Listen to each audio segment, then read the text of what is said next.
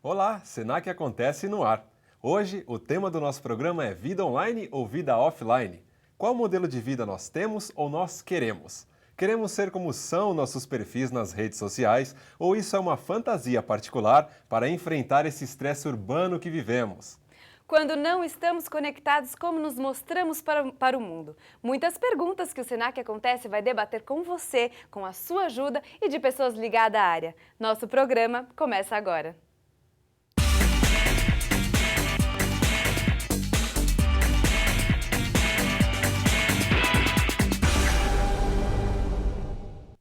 E nessa era de smartphones, onde as prestações cabem no seu bolso para que você possa ter até aquele aparelho ultra moderno, está todo mundo conectado, não é mesmo? Você é desses que não tira o olho do celular por nada. Então veja essa matéria que a gente preparou para você. A menina de 4 anos de idade usa o smartphone até para brincar de bonecas. Ele é presença confirmada na lista de chamada. Quem tem telefone celular? Eu, pode falar. O motoboy não se contenta com apenas um aparelho. E isso porque um é de 2 chips, né? Porque senão teria com 5 aparelhos. Será que não estamos exagerando com tanto uso do celular? Você sabia que existem pessoas que buscam tratamento para se livrar da dependência do telefone? Se eu tiver a oportunidade de carregar o telefone antes de sair, mas sem a bateria eu entro em desespero. O pequeno aparelho registra flagrantes que invadem as redes sociais. E também ajuda na cobertura de eventos ao vivo.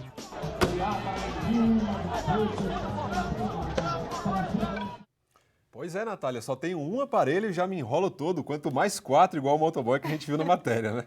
Eu tenho um também e não consigo ficar sem.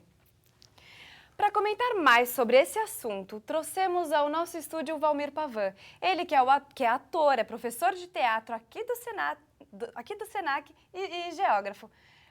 Seja bem-vindo, Valmir, ao Senac Acontece. Valmir, obrigado pela presença. Obrigado a vocês. Pode sentar, fica à vontade. Valmir, há quem defenda a vida on e outros a vida off. E quem diga que há uma conciliação dos dois. Para você, na sua vida, o que você é? É difícil dizer o que eu sou, porque na verdade eu sempre fui muito mais off, né, do que on. Agora, nos últimos anos, com essa necessidade que foi criada, né, de você realmente trabalhar com a tecnologia da comunicação próxima, assim, de você, eu estou cada vez me conectando mais, estou até um pouco preocupado, porque, por exemplo, eu não tinha internet no celular até pouco tempo. E agora, com a internet no celular, eu fico querendo ver, às vezes, sem necessidade. Então, eu acho que eu estou num meio termo ali, entendeu? Mas eu procuro deixar um tempo para mim, porque senão eu fico só pensando nessa questão. E também por causa de trabalho, né? Você precisa sempre acessar e tal. Então eu falo, não, peraí, o tempo que eu posso ficar sem, eu tento me afastar, né? Então acabou sendo um pouco funcional, né? Porque você acaba usando a internet para o seu trabalho, por exemplo, Sim, que é bom. Uso, né? Acho que todo mundo, quase todo mundo usa, né, hoje em dia, né? Ou para o trabalho ou para diversão, né? Enfim. Bom, você disse que naturalmente você é uma pessoa um pouco mais off. Há pesquisas que dizem que as pessoas mais off são mais afetuosas, têm mais o contato humano com o próximo. Você nota isso, que as pessoas mais conectadas hoje não têm um contato muito próximo, são mais individualistas? Não dá para a gente fazer assim colocar uma lei, uma regra sem exceções. O fato é que eu acho que na verdade eu entendo a humanidade, né, o que é típico do humano, para mim são os encontros. Né? Vários tipos de encontros afetivos, encontros de trabalho que não visa o lucro, não visa a eficácia, né? Ou seja, encontros para reflexão. Então, quando a gente não consegue ter mais esse tempo, a tendência, né, é você ser mais ansioso, né? Porque aí você fica o quê? Focado no seu aparelho, né, em você mesmo. A dificuldade que eu acho de ficar excessivamente focado numa coisa só é a dificuldade de compartilhar com o outro, não compartilhar na internet, né? Mas compartilhar ideias, né? Trocar ideias, porque na verdade essa é a questão humana, né? São os encontros. Agora, se você perde a paciência para isso, você se torna mais violento, geralmente, mais impaciente, né? Então isso para mim é um problema, embora haja grandes vantagens no uso da internet, claro. Né? Então você acha que essa hiperatividade, talvez até um aumento da violência, é em decorrência desse avanço tecnológico? Não dá para fazer as coisas assim tão, né, uma consequência tão direta. Não dá para a gente colocar como vilã a tecnologia, não é São isso. São sinais, então. Eu acho que o excesso de uso leva a isso. Porque todas as informações parece que estão aqui, né? Então você pega, parece que tudo isso aqui te basta, né? Basta para você isso aqui. Quando na verdade a gente sabe que não é, né? Porque você constrói as coisas na relação direta. E é muito curioso, né? Acho que até as pessoas de casa também deve acontecer isso também. Quando você, por exemplo, sai para, né, conversar com algum amigo, sempre tem essa coisa do celular envolvido, né? Nunca você consegue conversar ou diretamente assim com a pessoa. Sempre tem o celular. Ou, deixa eu te mostrar o que aconteceu ali. Ou fica em alguma distração, alguém está olhando. Eu já me vi fazendo isso também, falei, não, peraí, né? Na verdade, eu acho legal, por exemplo, você pode mostrar uma foto, acho tudo bem, entendeu? Agora, você passar a maior parte do tempo, que já é curto, porque a gente está cada vez mais tomado pelo tempo do trabalho, né? Na verdade, no mundo de hoje é isso. Você cada vez mais trabalha mais, ou no tempo em que você não trabalha, você se prepara para o trabalho, né? Então, o tempo de lazer já é consumo, né? Mas enfim, o tempo de lazer ou de ócio, vamos usar o ócio como termo, acho que é um termo mais adequado. O tempo de ócio já é curto. Então, se nesse tempo que você tem, né, para desinteressadamente se aproximar das pessoas, se esse tempo já é curto, então eu vou tentar usar isso apenas como algo que me ajude a me aproximar do outro, não que me afaste, né? Mas a gente tem que se policiar hoje em dia, porque isso aqui já está na nossa vida, não tem como dizer que ele não está. E eu acho que, como vou repetir, acho que tem grandes vantagens no uso da informática e da tecnologia, mas depende de como se usa. Né? Pois é, então são tantos aparelhos celulares que até existem mercados paralelos, como a dica que eu vou dar agora. E hoje o celular é um aparelho que ficou tão pessoal que tem gente até customizando. Não é mesmo, Tailin Herli? É isso aí. É isso mesmo. E quem proporciona pra gente essa identidade é o Custom for You, dando uma personalidade para um aparelho que é uma extensão nossa, como se fosse uma roupa que a gente veste. E tem cada modelo sensacional. Você vai encontrar capas personalizadas para diversos tipos de aparelhos: iPhone, Galaxy, Moto e até para iPad. E o melhor é que você encontra os produtos Custom for You nas melhores lojas virtuais, como Americanas.com, Shoptime, Walmart e Submarino. Custom for You, o seu celular com o seu jeito. Muito obrigado, Tailin. E agora vamos continuar com a nossa conversa com Valmir Pavan sobre o mundo conectado via celular. Você já viu que ninguém mais lê um livro no ônibus ou em metrô? Agora são só os joguinhos online? Será que além da facilidade, o mundo virtual desvia a nossa atenção com muito mais facilidade? Eu acho que com certeza. Né? Desvia muito, com né? Com certeza, porque na verdade assim, quando você lê, né, um livro, né, você está focado nele, certo? Então, você consegue se aprofundar, você consegue se concentrar e você consegue até contemplar, né? O ato da contemplação é fundamental, porque você assimila melhor as informações.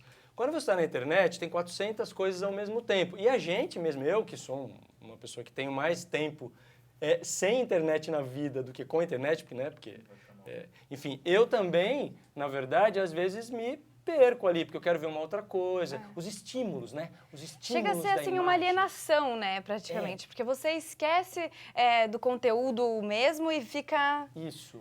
Os estímulos, são muitos estímulos, imagens interessantes, e a coisa do prazer, né? Você precisa ter o tempo todo satisfação quando você está ali na internet. Agora, com o livro, você pode contemplar, você pode imaginar, você tem o tempo de assimilação, e alguns estudos dizem que a memória, né, ela fica mais, digamos, prejudicada com o uso excessivo da internet, porque a assimilação é menor. É que você não estimula, né? Não trabalha isso. Mas eu acho que colabora, né? Por exemplo, se você consegue ter mais acesso às informações do que antes, né, porque com a internet você pode ter mais acesso. Isso ajuda, isso pode ajudar, né, dependendo de como é usado. Agora, geralmente, você vê, eu dou aula, né, de teatro e tal. Isso que eu ia perguntar, como é que você lida com as pessoas super conectadas no seu ambiente de trabalho? Como você, como ator, dramaturgo, como é que se sente quando uma pessoa, por exemplo, está numa peça de teatro que você está atuando, conectada no celular, meio que te atrapalha isso? Uma vez aconteceu isso faz tempo, hein? Mas acho que uns 10 anos eu ainda não tinha essa coisa, não tinha smartphone, que eu me lembro, né? 10 anos não tinha smartphone. Mas era assim, a gente estava fazendo uma peça e aí uma pessoa começou assim, do nada, a falar no telefone como se nada tivesse acontecendo. Eu acho que ela não devia estar acostumada a ir ao teatro, né? Aí um dos atores, né, a gente Ou fazendo... era uma coisa nova, né, o celular? Talvez fosse. E ela não estava acostumada com teatro também. Ela não sabia que no teatro você tem que ouvir, né? Porque se você fala, atrapalha a audição do público, né? Em relação ao ator. Você até pode falar, mas não é interessante, pelo menos hoje em dia, né? Antigamente, na época do Shakespeare, as pessoas falavam, jogavam tomates, tudo bem, entendeu? Agora, o que aconteceu? Um dos atores virou e começou a falar mais diretamente falar o texto da peça, mais diretamente para a pessoa, para ver se ela percebia, né? E as pessoas do lado começaram a falar. E aí ela parou, mas demorou um pouco. Você vê que isso transcende, né? Tira a concentração da própria pessoa que está assistindo a peça e das também pessoas do ao ator redor, né, que tá também. atuando. Porque, Você vê que o teatro... vira um círculo vicioso ali. O teatro é um encontro, é uma comunhão, na verdade. Então, as pessoas até podem falar, porque todo mundo está livre para falar. Mas, no fundo, elas estão querendo partilhar com os outros esse mesmo momento. E acho que também essa pessoa que estava no telefone, ela acaba esquecendo de viver aquele momento, né? Isso. Ela está totalmente fora. Ela sai, que é uma não está característica... presente, né? Exatamente. Essa falta de presença é uma outra questão que complica um pouco, né? Porque, na verdade, no teatro isso é muito importante. Então, às vezes, eu sinto uma dificuldade com aqueles alunos que estão começando, alguns, né? A dificuldade de estar aqui presente e de esquecer um pouco o celular na própria aula, né? Porque eu tenho que olhar o outro, eu tenho que entender o que o outro está sentindo, o que o outro me traz, reagir a ele, né? E isso é uma dificuldade imensa. E não é só no teatro. Essa dificuldade está aumentando nas relações. Eu acho que na vida por completo, né? Você como... Desculpa, pode perguntar. Não, uma coisa que eu ia dizer assim, por exemplo, você vai andar na cidade, né? Eu não sei se a gente consegue se lembrar, até o público que está me vendo, ou quem está aqui no estúdio, consegue se lembrar como era antes do uso dos smartphones, quando você andava na cidade, o excesso de telas, né, nos bares, nos restaurantes, nos metrôs. Como é que era? Como é que era o nosso pensamento? Quais eram as nossas sensações quando a gente andava pela cidade? A gente tinha mais tempo para imaginar, para viajar, né, na própria cabeça. Hoje, não, o tempo todo você está aqui, aí chega num bar, tem uma televisão, aí tem a música. Não consigo pensar, não consigo viajar, porque a cidade me traz estímulos, né? Só que hoje em dia está um pouco mais Valmir, difícil. uma última perguntinha antes de eu chamar o Merchan. Você tem medo dessa tecnologia? Não digo medo, eu fico preocupado, né? Porque a primeira preocupação as pessoas, o que vai acontecer? Quer dizer, as pessoas vão assimilar bem essa tecnologia e utilizar a nosso favor? É nesse quesito que o Stephen Hawking, aquele físico, bate muito. Ele tem medo de uma dominação das máquinas, por exemplo, que pode levar ao fim do mundo. Você acredita muito nessas teorias? Acho que fim do mundo não. Acho que fim do mundo não. Mas a questão em que medida as pessoas vão conseguir se conversar? Qual vai ser? Você vai ter tolerância pelo outro, pelo diferente? Não sei. Não sabemos. Vamos então continuar. Muito obrigada pela sua presença. Assuntos interessantíssimos, mas o tempo é curto, então esperamos você em uma outra oportunidade com um assunto parecido como esse, porque é muito interessante. Obrigado, Valmir. E já que estamos falando de conexão, vamos saber com a Thaís Lanzarin as novidades do mercado para quem quer internet rápida. Tudo bem, Thaís? Tudo jóia, Natália. Tem coisa mais irritante que de você tentar acessar a internet e não conseguir? E hoje estar conectado é uma necessidade, não é mesmo? Pois eu digo que já é possível ter uma conexão móvel de qualidade. A novidade é o 4G Max da Claro. O 4G é a 4ª geração de telefonia móvel. É uma nova rede com mais velocidade, rodando em aparelhos mais modernos, usando novas técnicas de transmissão de aparelhos, uma última geração.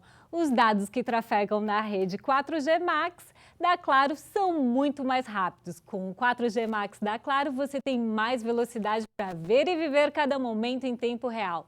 4G Max, internet na Claro é outra coisa. Muito obrigada, Thaís. Pois é, e no próximo bloco, veja como as redes sociais influenciam até a forma como nos vestimos. A Thaís Lanzarin e a Tailin Herli recebem Denise Pita de Almeida, que ela é blogueira e dona de um site chamado Fashion Bubbles. Fica por aí. É rapidinho, hein? Não saia daí.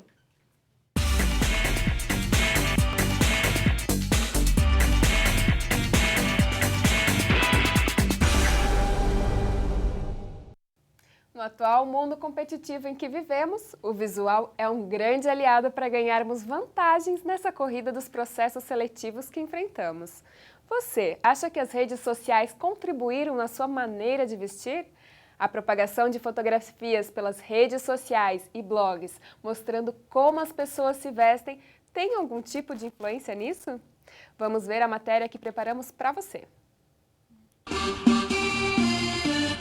Ser blogueira atualmente não é apenas ter um diário virtual, e sim ter o poder de formar opiniões. Ao menos é o que acontece na moda. Aqui no Brasil, até o final do ano passado, já existiam mais de 5.000 blogs de moda cadastrados na rede.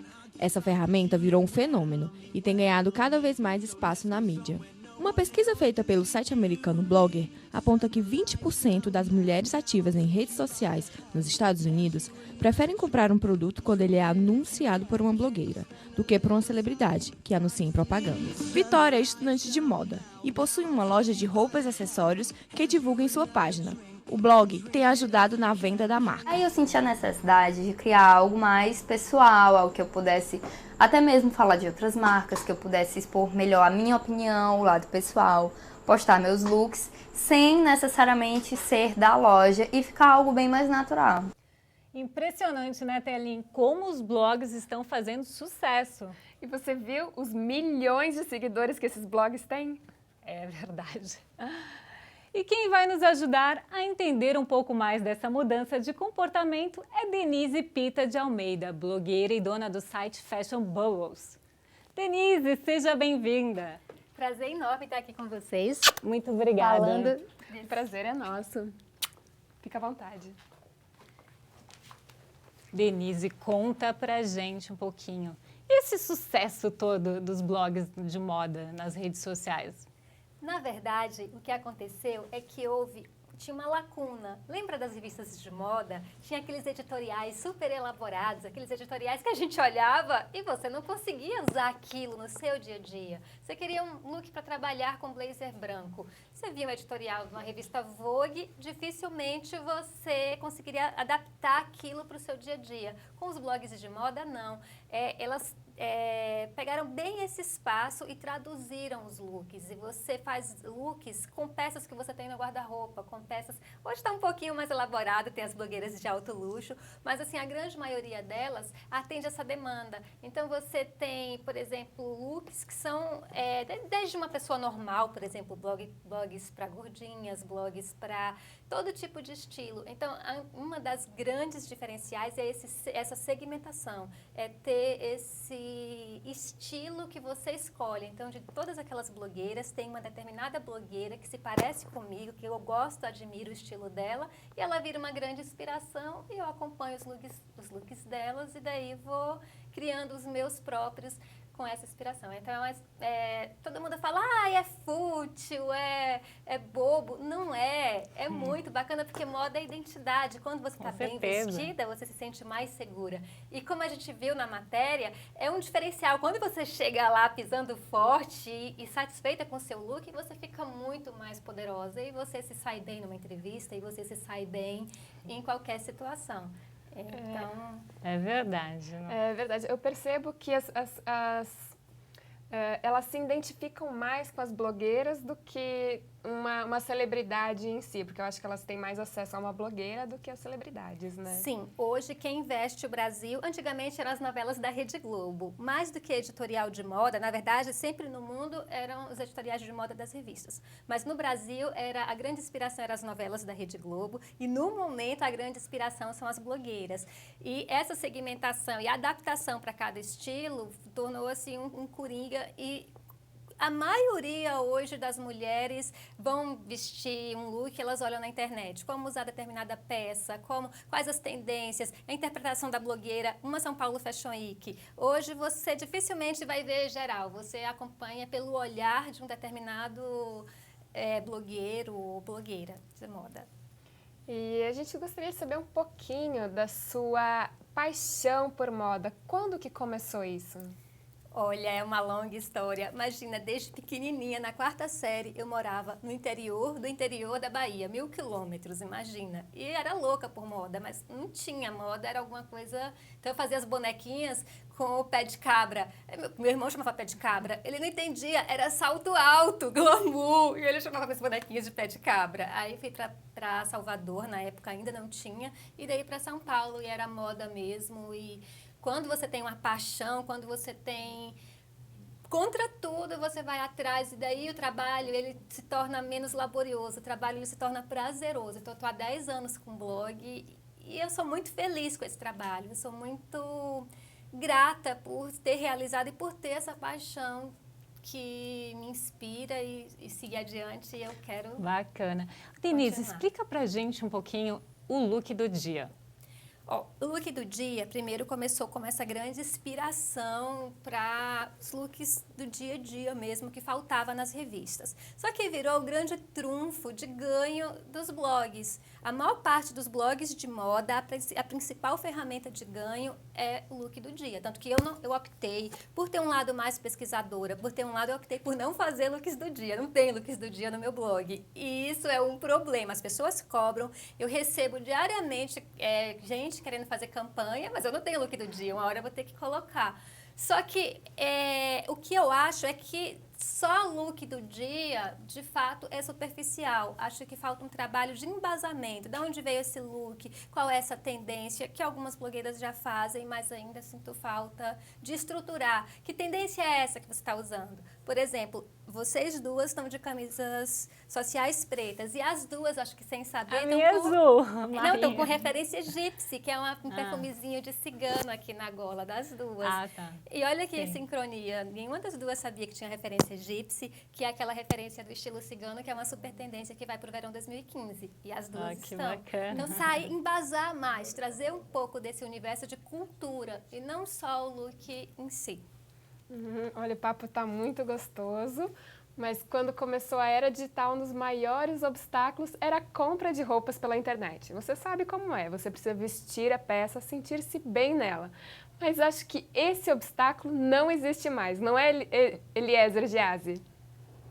Isso mesmo, Tailinha. Eu tenho uma dica especial para quem quer renovar o guarda-roupa, mas não tem tempo de ficar dando aquelas famosas voltinhas no shopping. Eu trouxe a solução. Você precisa conhecer a loja virtual O Look. Com um clique, dá para escolher a peça perfeita para aquele jantar com o namorado, o sapato dos seus sonhos e acessórios para todos os perfis. E não precisa ficar com medo de errar o tamanho da peça, não. O site já traz um guia de medidas para você comprar a roupa que vai servir perfeitamente. Mas se receber a compra em casa e se arrepender, tem até 30 dias para trocar. Não é bom? Não dá para perder tempo. Então entre já no site www.olook.com.br e escolha seu look. Eu já escolhi o meu. E você, Tailin? Olha, gostei muito da dica, muito obrigada, Eliezer. Adorei. Com certeza agora vai ficar muito mais fácil para a mulherada comprar roupa, né? E Denise, nos fala um pouquinho... o que não pode faltar no guarda-roupa, na sua opinião? Tem algumas peças básicas que compõem muitos looks. Por exemplo, uma calça social. Essas peças têm um detalhe. Você deve investir em tecidos melhores e uma maior qualidade. Elas são gaste um pouquinho mais nelas, mas você vai estar sempre bem vestida. Então, um blazer preto ou branco, eu tenho os dois, porque você compõe vários looks com ele. Uma calça social preta, de bom tecido, bom corte. Uma calça, um jeans bacana. Uma saia, um vestido tubinho e nos sapatos é um escarpão preto e um sapato nude. Com essas peças você já compõe diversos looks, então, e pode variar. Por exemplo, com a calça preta eu componho uma camisa estampada e o blazer estou super estilosa. E sem investir, gastar muito dinheiro, você já fica muito bem vestida, compondo sempre looks envolvendo essas peças. E uma outra pergunta, Denise. E eu queria saber a respeito do impacto que os blogs tiveram sobre os grandes mídias? Essa é uma veículos pergunta de mídias. que todo mundo faz. Jornais, os blogs revistas. vão acabar com o jornalismo profissional no Fecharam mundo. algumas revistas, Abril fechou várias. Então, né? a Abril hoje tem 4 revistas só e vai concentrar assim, o ganho na distribuição, porque eles têm a ferramenta mais eficiente de distribuição do Brasil. Mas tem uma coisa, a gente vive no mundo de ambas as coisas. Lembra do rádio? Quando chegou a TV, todo mundo falou, acabou o rádio, acabou o rádio. O rádio encontrou seu espaço, sua função. Então, a gente tem o rádio, tem a TV, e assim vai ser com o jornalismo e com os blogs. O blog, ele tem milhares de estilos, milhares de informações. O jornalismo vai ter que fazer uma curadoria. Quando você precisar de um conteúdo que seja mais... que a pesquisa seja melhor embasada, que tenha maior credibilidade, você vai procurar um veículo oficial, como uma revista ou jornal. Quando você quer uma coisa que é mais entretenimento, ou que você tem uma pessoa que você admira e ele é blogueiro, aí você fica com os blogs. Vai ser o mundo de ambas as coisas. O jornalismo vai se recuperar e vai achar seu espaço novamente. Sabe o que eu acho muito interessante? Que uma modelo que sai na capa da Vogue, ela tem muito mais seguidores do que a própria tiragem da revista, né? A gente vive no mundo do pessoal, a gente não quer mais, a gente tem uma desconfiança muito grande dos veículos dominadores e tal, e você quer uma visão pessoal, tanto que a blogueira ela é quase um reality show, ela diz, eu tô acordando, eu consumi isso, eu fiz aquilo, então essa coisa do pessoal adquiriu uma força muito grande, e algumas dessas modelos, elas têm esse carisma, a Gisele mesmo, ela não é mais só uma modelo, ela virou uma marca de credibilidade, a pessoa Gisele aumenta qualquer campanha em média 35%. Esse é o índice Gisele. Então, o blogueiro, que é aquele... O que as pessoas buscam, na verdade, é que fugir daquela coisa institucional e que, como se diz... foi pago, foi não sei o quê. Eles querem a credibilidade. Aí é que entra um pouquinho o conflito de que o blogueiro antes era só o que ele gostava, o que ele acreditava de fato. Mas aí, como as marcas descobriram esse poder, entra naquela questão de que, mas ela foi paga para colocar isso, então não é só mais uma coisa que ela gosta. Esse equilíbrio vai ter que encontrar. E como os blogueiros ganham dinheiro? E outra coisa, e o merchan, e a credibilidade? Eu queria que você explicasse um pouquinho pra gente. Esse é um dos dramas que a gente está vivendo agora. Tem 2 lados aí. Para ganhar dinheiro nos blogs, você tem 2 formas. Look do dia, e você também pode fazer um bom conteúdo, trazer pessoas e colocar propagandas nesse conteúdo, que é o meu formato. Eu trago pessoas, eu tenho em média 800 mil entradas mês, então trago pessoas para as minhas matérias e ponho propagandas na lateral. A propaganda no meio do conteúdo é o que as empresas gostam, é daí que entra o choque. Tem que saber. As blogueiras, como a gente estava conversando mais cedo, costumam dizer, não, eu só aceito a marca que eu acredito.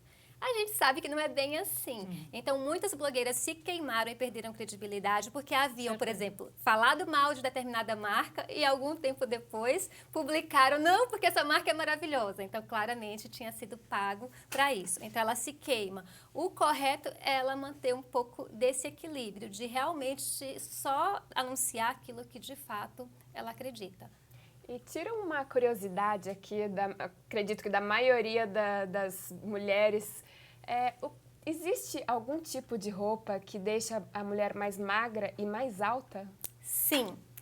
Lista vertical, ela deixa mais longilínea a silhueta. Então, ela não só deixa mais magra, aí o segredo é uma peça mais escura por dentro e um colete mais claro. Só o fato de você estar com essas 2 listas, você já vai parecer mais alta. Para parecer mais magra, estampas miúdas, aí tons menos vibrantes. Você pode usar colorido, mas não aquele colorido com tom gritante, tem que ser um tom um pouquinho mais fechado. Então, estampas miúdas, se você usa estampa muito grande, ela amplia a silhueta.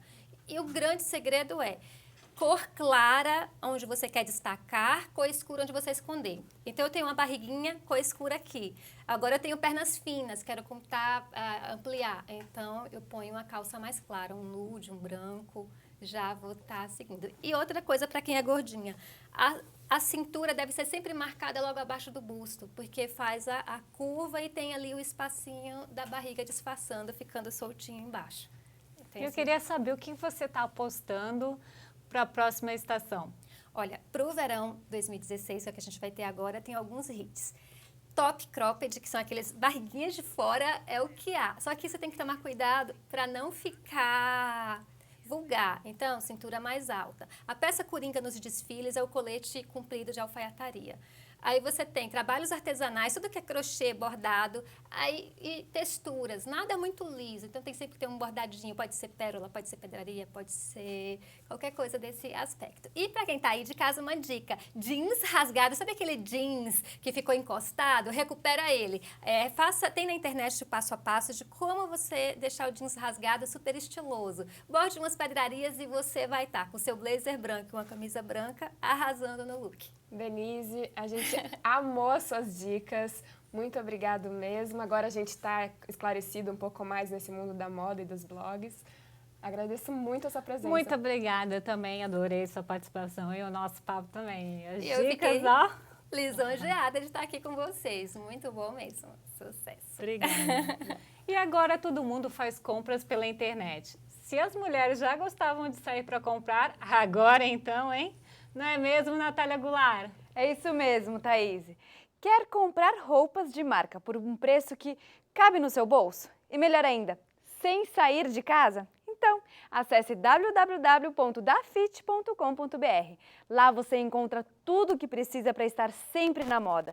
São diversas marcas para você escolher. Tem moda feminina, masculina, infantil, moda praia. E não se preocupe se alguma peça não lhe agradar. E a primeira troca é por conta da Dafit. Rápido, fácil, seguro. Esqueça a loja lotada, filas de provador. A Dafit tem ótimos preços o ano inteiro. E você não precisa sair da sua casa para pagar menos. Acesse agora www.dafit.com.br e aproveite. Muito obrigada, Naná. Uma excelente dica. E para encerrar, no bloco final, nós apresentadores vamos debater a vida online versus a vida offline. Em seguida, não saia daí.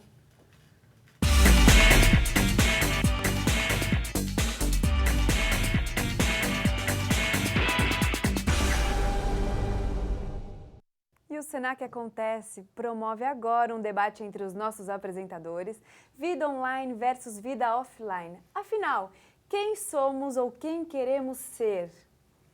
Quem somos e quem queremos ser, né? Pois é, a vida é assim mesmo, principalmente na internet, né, Natália? Começando aqui, pedindo licença aos convidados. Tem até uma pesquisa dessa forma que as pessoas elas se expressam de uma maneira no Facebook que realmente não são.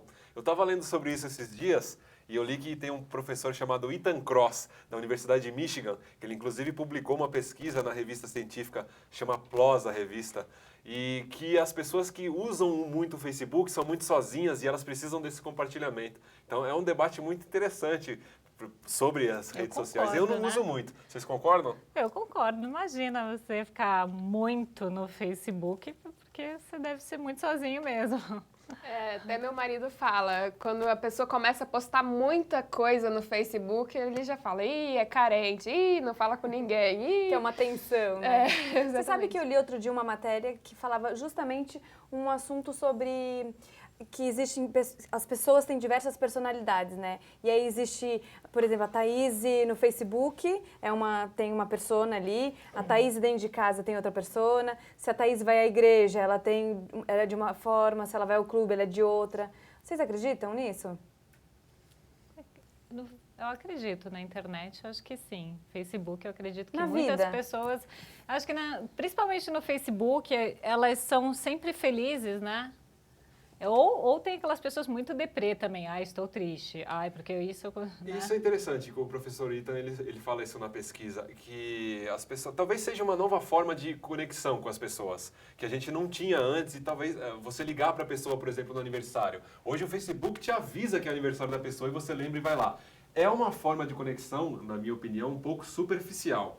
O contato é um contato mais verdadeiro. Perdemos, né? Mas tem essa questão das pessoas se sentirem muito sozinhas, talvez pela facilidade de terem 800 amigos, por exemplo, meio que à disposição com a bolinha verde ali. Ou algumas pessoas consideram também que fica mais como uma espécie de autista, assim, fica mais no seu mundo ali divulgando. Eu prefiro não colocar tanto minha vida pessoal no Facebook. Eu, como jornalista, prefiro mais divulgar matérias para que gerem debates, enfim. Mas há quem poste que tá se sentindo magoado, se sentindo alegre. Eu no meu caso, assim, eu acho que eu até faço algumas postagens, mas não faço declarações de que estou triste ou de que estou muito feliz. Eu ponho momentos. Então, estou num curso e estou gostando desse curso. Vou e posto sobre esse curso. Ou eu gosto muito de compartilhar alguns vídeos, algumas coisas assim. Eu acho muito legal compartilhar tanto na minha página como na página de alguém, assim. Acho bem bacana essa parte de comunicação rápida, assim, sabe? Questão do Facebook em si, eu gosto muito... falando de Facebook. Pelo fato de... a minha família que está longe, então eu acabo postando fotos, eu acabo postando vídeos ou trabalhos para eles terem mais esse contato comigo. Mas eu também não fico falando, tô triste, tô isso, daquilo. Eu acabo mostrando mais para ele momentos que eu tô vivendo para eles ficarem um pouco mais conectados comigo também. E celular, gente? Talvez essa é a cultura do compartilhamento, aí tem toda aquela questão de indústria cultural, da globalização, cada vez um mundo mais tecnológico. Elas duas, principalmente, como modelos, toda hora, o modelo antigamente tirava foto em retrato e tal, book. Agora as fotos vão exclusivamente para a internet. Talvez elas saibam bem disso. E aí tem toda aquela coisa de roubar foto e de postar foto fake, de fazer perfil fake. Como é que vocês lidam com isso? Vocês não têm medo, talvez, de tô tirando uma foto aqui, será que essa foto vai vazar? Como é que funciona na profissão de vocês? Já aconteceu comigo de ter perfis falsos, de usarem as pessoas... De eu ver pessoas usando a minha foto capa de Facebook. Eu falei, nossa, ela tá muito louca, né? Tipo, a minha foto que eu uso no meu perfil do Facebook, ela tá usando pro pessoal dela. Eu falei, não, tem alguma coisa errada. Aí eu tive que ter um bate-papo, né? Poxa, tira aí minha foto, por favor. Mas vocês acham assim que 100% quando tá no Facebook... A gente tá falando, né, no caso do Facebook aqui. Mas quando faz alguma postagem, vocês são 100% vocês ou é aquela coisa que gostaria de ser? Eu acabo não mostrando muito o meu lado pessoal, assim, mais é profissional mesmo. As pessoas, eles acabam vendo, o glamour, ela deve estar sempre linda. Mas não, eu no meu dia a dia eu acabo sendo super simples, não ando maquiada, eu acabo sempre sem salto, então eu acabo sendo um pouco diferente do que eu me mostro no Facebook. Porque a maioria das pessoas colocam, né, fotos as mais bonitas, aquela coisa do selfie, né, que tá muito em alta, né, acho que o selfie é uma autoafirmação, né, ou até para querer curtidas, que daí ia dar um alimento no ego. Eu falando em Facebook também, eu não costumo postar muito pouco da minha vida pessoal. Eu posto alguns momentos, mas nem tanto trabalho eu exponho tanto assim no Facebook. Eu coloco o que eu acho que deve colocar e pouca coisa, e tem meus contatos, minha vida pessoal também. As pessoas não me conhecem, não vão saber onde eu estou pelo Facebook. Isso é fato. Talvez é uma forma das pessoas se sentirem mais aceitas, por exemplo. Na era que não tinha tanta tecnologia assim, você, por exemplo, ia fazer um curso, aí você conhecia o pessoal da sua sala no dia do curso. Hoje não, você já entra num grupo, já adiciona todo mundo, aí você já chega mais tranquilo, não fica com aquela timidez toda. Tem um pouco disso também. E aí vão transcendendo os degraus ali, né? Que vão estudando mais cybercrimes, e aí uma coisa vai puxando a outra. Realmente é isso mesmo, eu acho. E vocês acham que,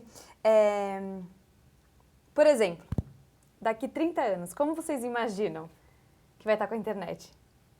Nossa, eu já fico preocupada, né? Porque antes, quando eu era pequena, eu não sabia nem o que era iPad, né? Agora as crianças lá 2 aninhos já assim, né? No iPad no restaurante, né? Imagina daqui 30 anos, eu não consigo nem imaginar. Eu acho que a criança vai nascer com o celular. Alô? Acho que daqui 30 anos as pessoas vão estar cada vez mais alienadas, né? Não vão sair de casa, vão ficar só no computador se comunicando. E essa questão também no Facebook, que eu tenho notado muito até no meu perfil, assim, que muitas pessoas usam o Facebook para reclamar, né? É uma coisa só de reclamar e reclama e também do coisas governo, que chato do governo, da política, mas tem coisas também que tem essa da vida pessoal, né? Ela acaba dando recado pro marido pelo Facebook, ou pro amigo, tal, né? Acaba falando, em vez de falar pessoalmente, acaba dando indireta pelo Facebook, né? Pela rede social mesmo.